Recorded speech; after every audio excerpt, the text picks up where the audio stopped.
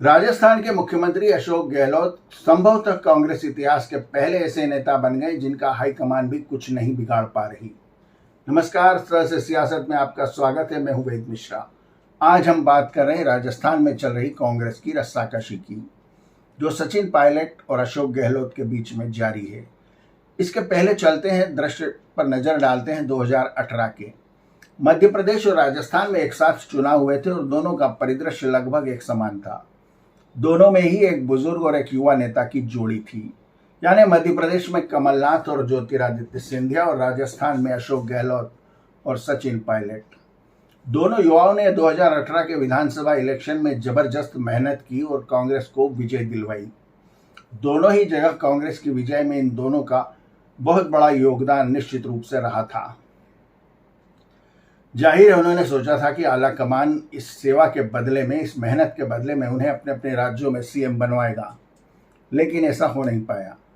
दोनों ही जगह बुजुर्ग शख्सियतों ने बाजी मार ली।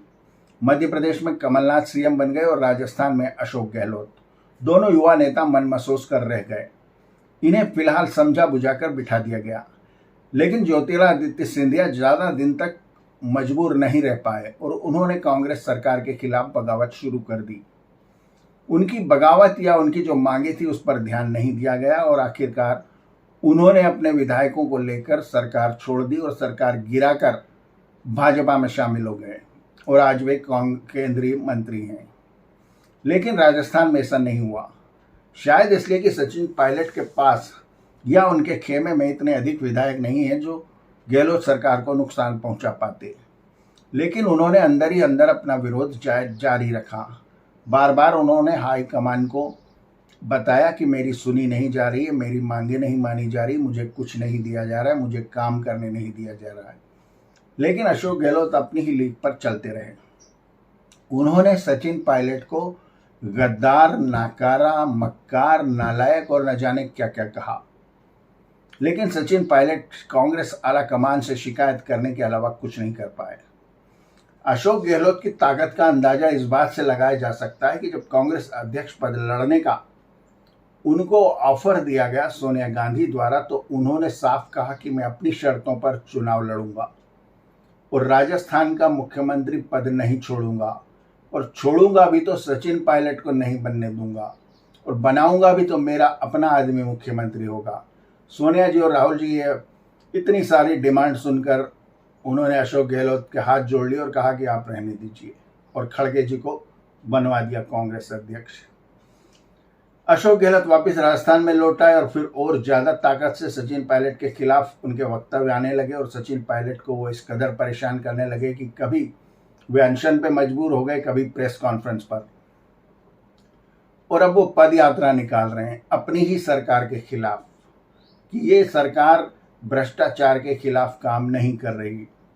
उनकी पदयात्रा अजमेर से जयपुर तक होगी, जिसमें वे वसुंधरा सरकार के भ्रष्टाचार के खिलाफ एक्शन लेने की मांग गहलोत सरकार से करेंगे, यानी अपनी ही सरकार से करेंगे। जाहिर है उनके किसी भी एक्शन का अशोक गहलोत पे कोई असर नहीं होता और वो अपनी मर्जी से अपना काम करते हैं। लेकिन बार बार अशोक गहलोत ने यह सिद्ध किया है कि वे कांग्रेस के आला कमान से ज्यादा मजबूत हैं, या फिर यह माना जाए कि कांग्रेस आला कमान इतिहास का सबसे कमजोर आला कमान है। ऐसी मानने की कई वजहें भी हैं, क्योंकि कांग्रेस हाईकमान अशोक गहलोत के खिलाफ न तो कुछ कर पा रही है, न सचिन पायलट के समर्थन में। प्रियंका गांधी ही एकमात्र ऐसी बड़ी नेता है जो सचिन पायलट को सपोर्ट करती हैं, लेकिन उनकी इतनी चलती नहीं है। इसलिए लगता है कि यह रस्साकशी फिलहाल जारी रहेगी और सचिन पायलट के सामने भी ज्यादा रास्ते हैं नहीं। भाजपा में शायद वे जाना पसंद न करें, लेकिन कांग्रेस में जिस तरह का व्यवहार उनके साथ हो रहा है, वे कांग्रेस से तो उनको बाहर आना ही पड़ेगा। और उनकी यह पदयात्रा शायद इस वजह से है कि वे अपनी नई पार्टी बनाकर राजस्थान में एक नया विकल्प पेश करने की कोशिश करेंगे। इसका फैसला तो अब इस विधानसभा चुनाव में जनता करेगी कि उनका विकल्प या उनका यह फैसला कितना कारगर है, या फिर जनता भाजपा और अशोक गहलोत में से किसी को चुनती है। वीडियो देखने का बहुत शुक्रिया। चैनल को सब्सक्राइब करें और बेल आइकन के बटन को दबाएं ताकि जब नया वीडियो अपलोड हो तो उसकी सूचना आपको तुरंत मिल जाए। मिलते हैं अगले नए मुद्दे के साथ, तब तक के लिए धन्यवाद। Thank you. नमस्ते।